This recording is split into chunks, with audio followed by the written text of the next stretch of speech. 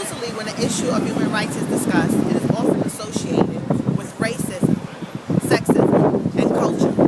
However, there's another side, and that is the issue of economics.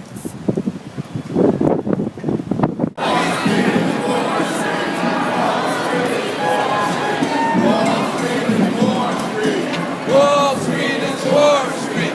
Wall Street is Wall Street. Wall Street is Wall Street. Wall Street is Wall Street.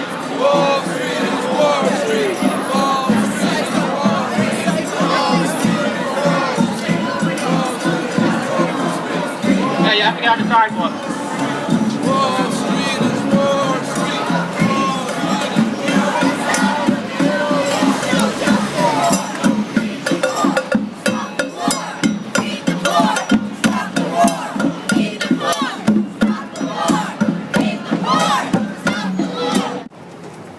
Well, I don't know. It's kind of well, I don't know if human rights really comes into human privileges, maybe.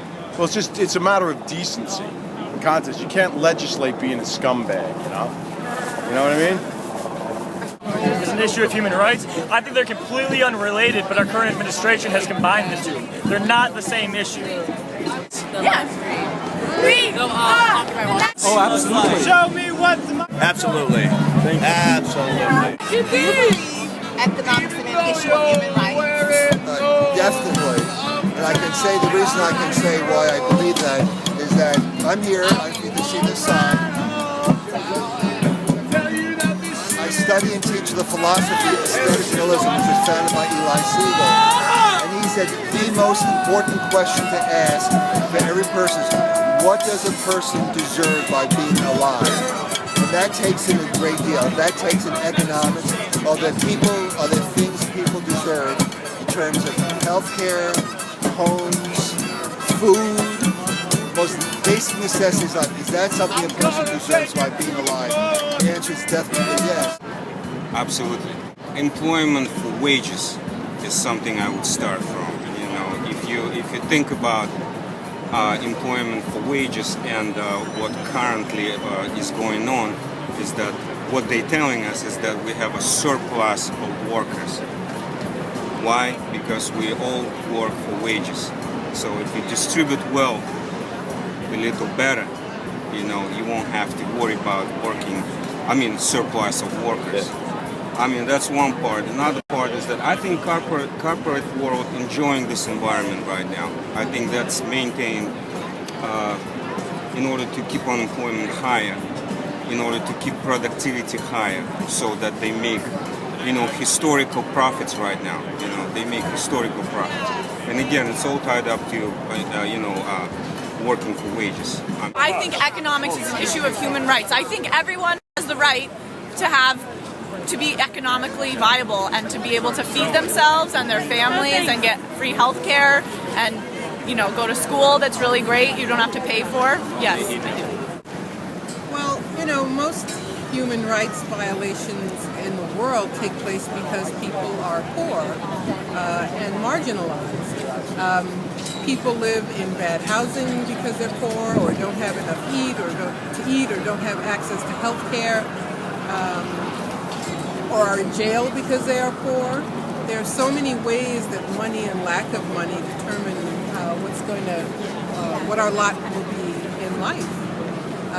And poverty has now been criminalized with the increase in the prison industrial complex and mass incarceration.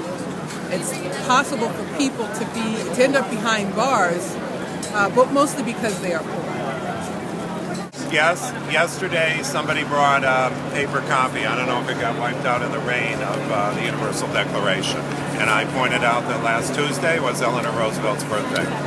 And were she around, one could speculate that she might be here. I agree. Yes, I believe that economics is an issue of human rights. We need to understand that everything's intertwined, everything's connected. All of the activities are independent on each other. In today's economy, where we have a global economy where everyone's economy affects all the other countries, in specifically here in America, like what this movement is talking about, that the 1% controls the majority of the wealth, and in the last few years, everyone, no matter where they were on the economic totem pole, has moved downwards, which then it increases poverty, it increases people's ability to take care of themselves, which thus becomes a human rights issue because people are now struggling to get by worse than they were a few years ago, and then in turn has an effect on the global economy and people's struggles on even deeper levels of human rights. Would any of you ladies like to expand, or do you agree? I mean, I would say I agree. I mean, I think economics definitely affects human rights because economics, by definition, affects humans, and it affects the jobs we work and the social situations that we live in. I think there are different economic mechanisms that can be, tweaked on policy levels, and it will have a big impact on people's everyday lives. And so you can't really separate the two ideas. No, you really can't separate it. It's a quality of life issue for people who really don't have a voice at that time. You're talking about a 1% who's dictating most of the policy, most of the laws in kind of all governments. We can talk about ours, I guess. So we know what Massachusetts. Right. But it's really talking about a 1% that doesn't have the majority in mind at all, and it's usually either funded through greed or any other process. I think it's really a difficult thing at that time to really say that they're separate in any way. Of course it is. People have an opportunity to be competitive, human rights, to be competitive, and to have a fair chance. Everyone should be afforded a chance to be competitive, to be educated, and to have opportunities. And those things go along with economics. I mean, and they should. They should be, they should be able to monetize, your education. And you should have it. And that's an American promise to Americans. Wall Street is hurting working people around the country, and workers' rights are human rights.